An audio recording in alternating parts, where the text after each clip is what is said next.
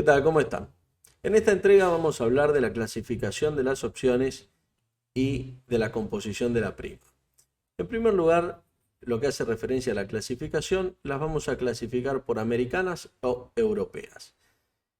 Esta clasificación hace referencia a cuándo se puede ejercer el derecho de las opciones. En el caso de los calls, el derecho de compra, y en el caso de los puts, el derecho de venta.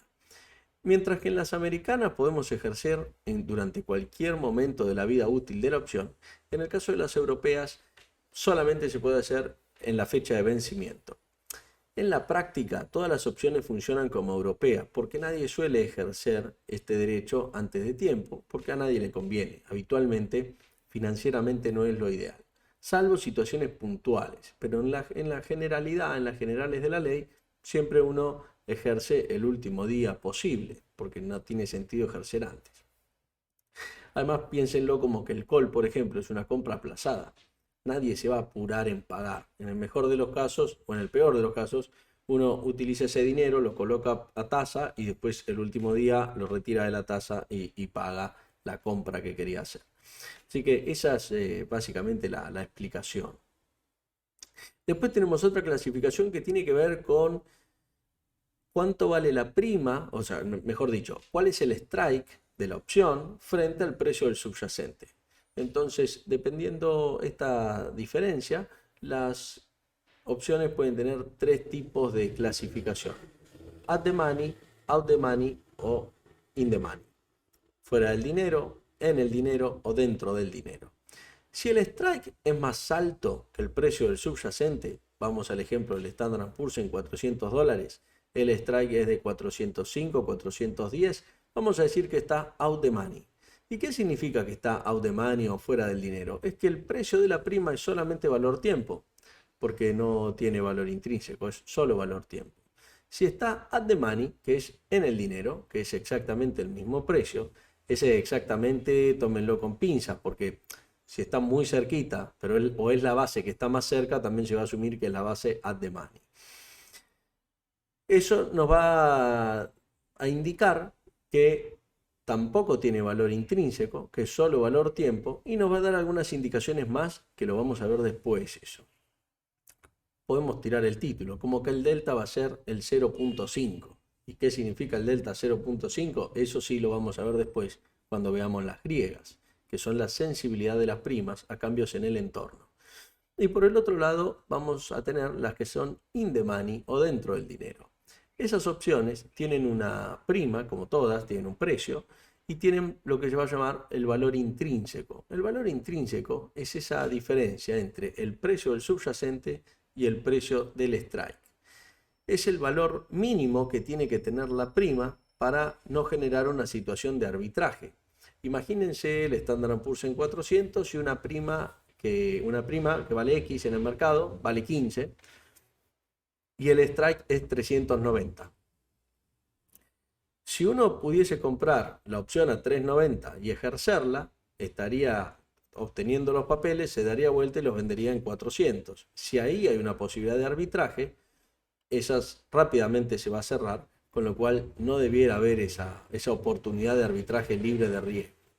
Eso lo que nos indica es que la prima como mínimo debiera valer $10 para de 390 ir a 400 y que no haya oportunidad de arbitraje. Esos $10, que es strike menos, precio de subyacente menos strike, son el valor intrínseco. ¿Y cuál es el valor tiempo? Bueno, es el valor de la prima menos el valor intrínseco. El resultado es el valor tiempo. El valor intrínseco, el valor extrínseco y la clasificación son dinámicos, cambian con la condición de mercado y momento a momento. Lo que hoy está en el dinero, mañana puede ser fuera del dinero a medida que el precio se va moviendo, el precio del subyacente y el precio de las primas incluso. Así que esas son las principales clasificaciones que vamos a tener.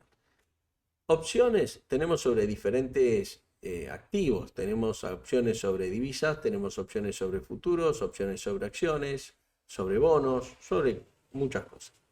Sobre índices, por ejemplo, tenemos opciones sobre el VIX. El VIX sabemos que es un índice, pero que no opera. Lo que opera es el futuro del VIX y las opciones. Generalmente estas son opciones sobre el futuro. Entonces, el subyacente en este caso es el futuro. Cuando las opciones son sobre futuros, habitualmente es sobre un futuro, sobre un contrato de futuros.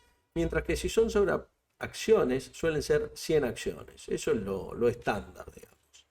Siempre puede haber condiciones diferentes, condiciones particulares. En algún caso en Argentina, las opciones sobre Mirgor, por ejemplo, eran por 50 papeles. Eso hay que revisarlo. Eso generalmente el que lo emite es el mercado de referencia. En el caso de Argentina es BIMA, en el caso de Estados Unidos, bueno, puede ser el NICE, etcétera. Y ahí indican cuál es sobre cuál es el monto nocional que está manejando la posición de opciones. En el caso de los futuros es el CMI, es de muy fácil acceso, creo que es el que más conozco, digamos, en ese sentido, pero en todos generalmente suele estar publicado. Entonces, en este capítulo vimos la clasificación de las opciones y vimos la composición de la prima. En el próximo capítulo vamos a seguir viendo los spreads. Necesitábamos ver esto porque después tenemos que hablar de los spreads y cómo armarlos, y para eso necesitábamos tener esta clasificación previa. Así que bueno, espero que les sirva, espero que me sigan en el curso, en lo que queda del curso, que falta más de la mitad. Y para los que quieran hacer el curso de opciones avanzado, por supuesto lo pueden buscar directamente en nuestra página o en los webinars que hemos estado subiendo, y pueden ir aprendiendo en paralelo otros conceptos más complejos posiblemente, pero bueno, pueden ir ya empapándose de algunos otros términos. Les mando un saludo y hasta la próxima entrega.